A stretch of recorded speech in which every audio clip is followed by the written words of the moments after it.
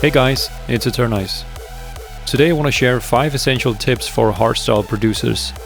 It doesn't matter if you're new to producing hardstyle or if your name is Willem Rebergen. These are 5 tips that every hardstyle producer should know. Let's jump into it. Tip number 1 is to incorporate chords into your lead. Chords are really good for adding energy and density into a lead sound.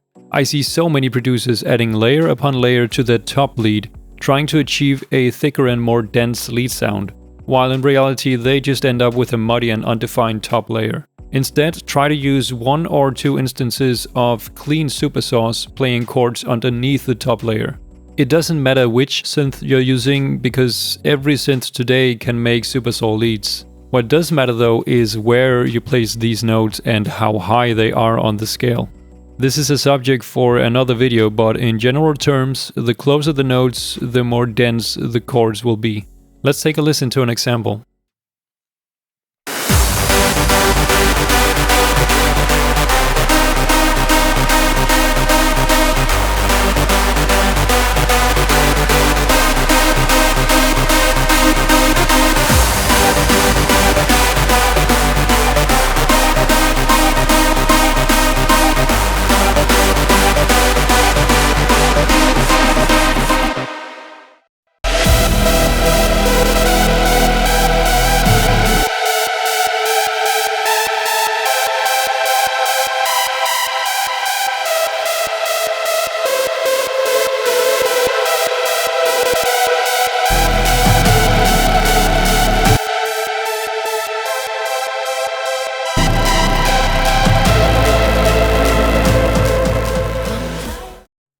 Tip number 2 is to use sidechaining or docking during the drop.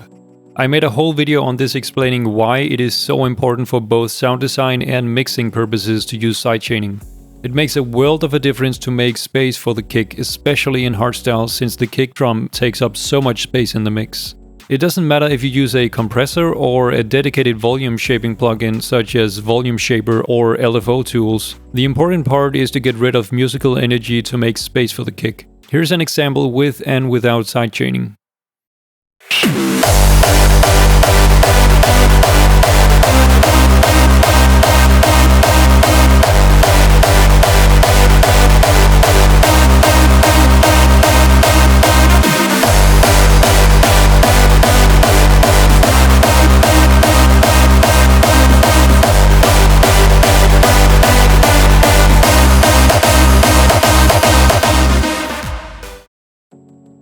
Tip number 3 is an extension of the previous tip, which is to use EQ to remove low end during the drop.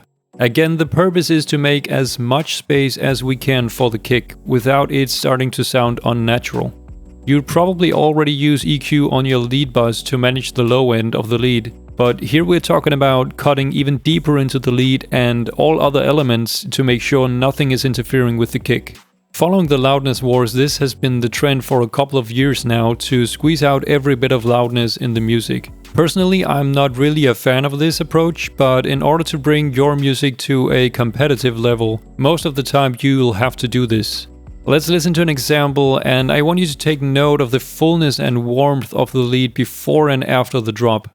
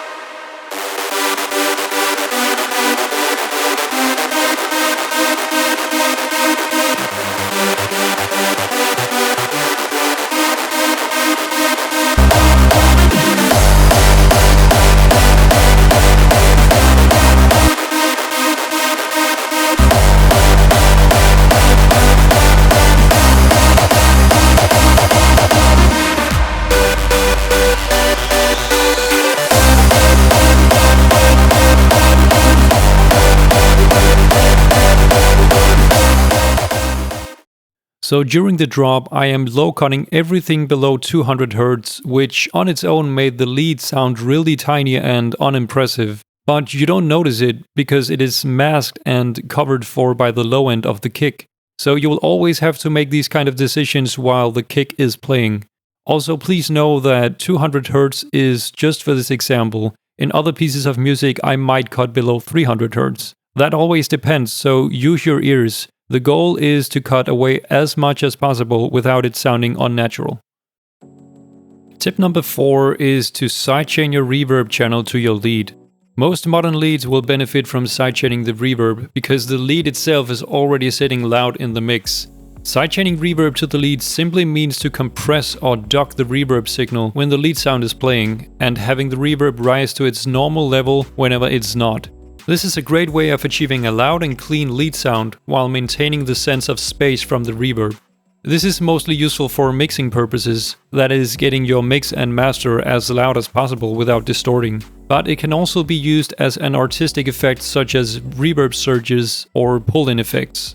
Let's take a listen to an example with and without the sidechaining.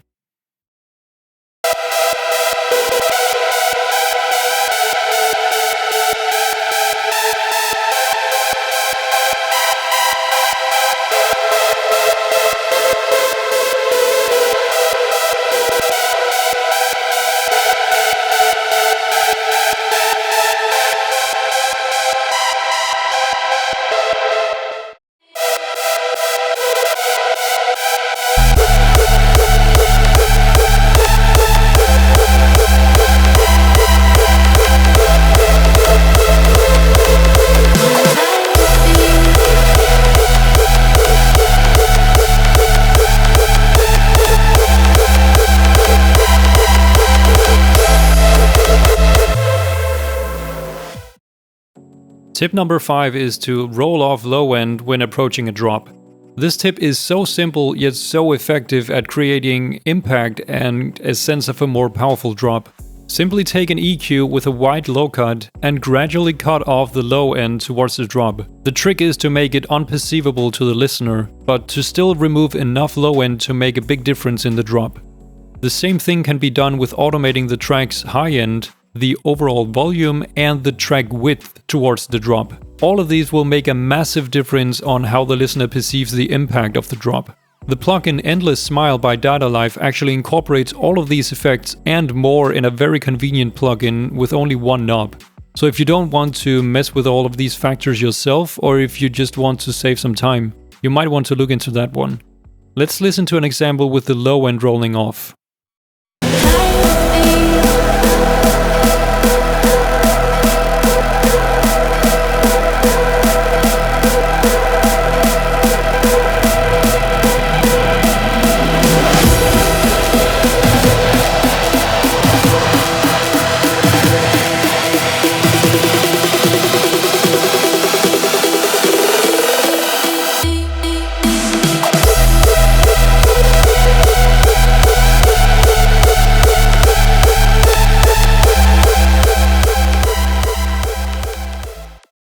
So these were 5 essential tips for hardstyle producers. Let me know what your thoughts are, and also let me and your fellow producers know if something else should have made the list. If you like these videos, please like and subscribe to let me know if this is valuable to you guys. I'll see you guys in the next one. Peace.